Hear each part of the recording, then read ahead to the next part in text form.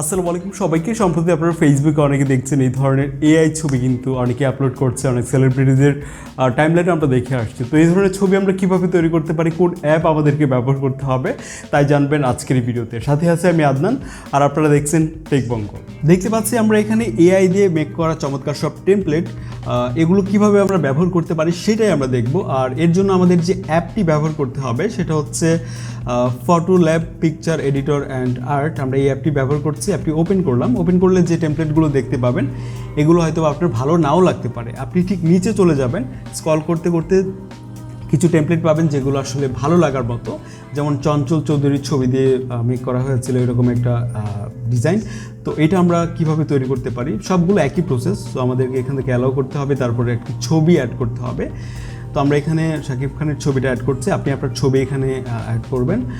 এখান থেকে অ্যারোতে ক্লিক করলাম, তারপর একটু ওয়েট করতে হবে। ওয়েট করলে আমরা দেখব যে এটা চলে আসছে এবং কতটা অ্যাকুরেট রেজাল্ট সেটা আমি যদি একটু জুম করি তাহলে আসলে বুঝতে পারছি। তো এটা আমার কাছে চমৎকার লেগেছে। দেন এটা আপনি যদি সেভ করতে চান তাহলে আপনাকে যেটা করতে হবে, পাশে 3 ডট মেনু আছে, এখানে আপনি ক্লিক করবেন। ক্লিক করলে এখান থেকে সেভ টু ডিভাইস, তারপর আপনার সামনে ডাউনলোড অপশন চলে আসবে। এখানে ক্লিক করলে এটা ডাউনলোড হচ্ছে এবং একটা ওয়াটারমার্ক থাকবে এখানে। তো এটা কিভাবে আমরা সরাতে পারি সেটা পরে দেখাচ্ছি আপনাদেরকে।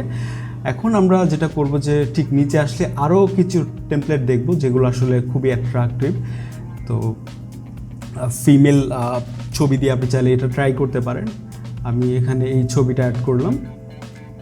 আপনারা দেখতেই পাচ্ছেন এটা হচ্ছে আমাদের ছবি এবং এর আউটপুটটা ঠিক কেমন আসে আপনারা যদি দেখেন তাহলেই বুঝতে পারবেন। দেখতে পাচ্ছেন কতটা ন্যাচারাল লাগছে দেখতে।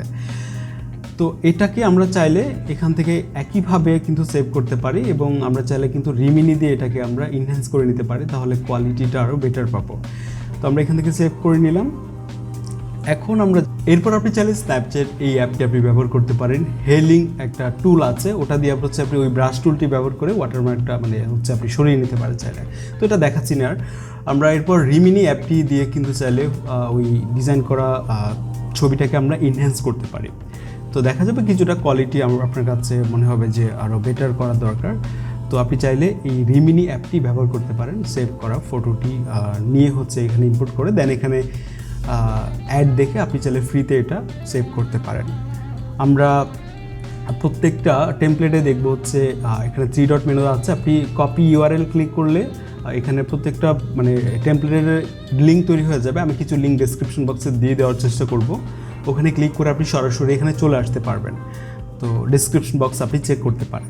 যে টেমপ্লেটগুলো আপনি ব্যবহার করেছিলেন সেগুলো আবার ব্যবহার করার প্রয়োজন হতে পারে। আপনি কোথায় পাবেন? প্রোফাইলের আইকনে আপনি ক্লিক করুন, তারপর এখান থেকে আপনি দেখে নিতে পারবেন যে টেমপ্লেটগুলো ব্যবহার করেছিলেন। দেন আবার আপনি চাইলে এই টেমপ্লেটগুলো সহজে এখান থেকে ব্যবহার করতে পারবেন।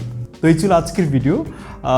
পরবর্তী ভিডিওর টপিক কী হতে পারে চাইলে কমেন্টে লিখে জানাতে পারেন। যদি আমাদের চ্যানেল নতুন হন তাহলে সাবস্ক্রাইব করতে পারেন, দেখতে পারেন আরও ভিডিওগুলো।